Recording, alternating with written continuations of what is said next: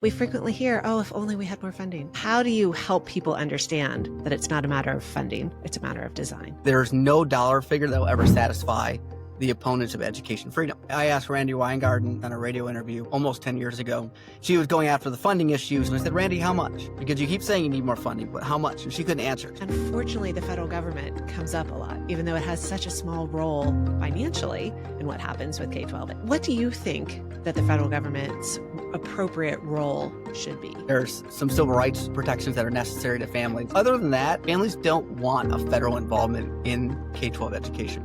And in every capacity, we know that when the federal government's involved, you lose autonomy. There's no reason a family should have to pick up the phone and call a bureaucrat in Washington, D.C. if they're upset with something happening in their local school. So as far as solutions, implementing returning education to the states, I heard you throw out the term block grants. Could you explain what you mean when you say block grants? What has been demonstrated time and time again, report after report, funds do not reach the kids. The federal government's not designed to administer these funds well. What I would rather do is, to use Virginia for example, is block grant those funds to Governor Youngkin and make him responsible for distributing them. Because if the citizens are upset, they can actually take political retribution out on Governor Youngkin, right? They can actually hold them responsible, as opposed to a nameless bureaucrat who says, oh, it's part of a formula.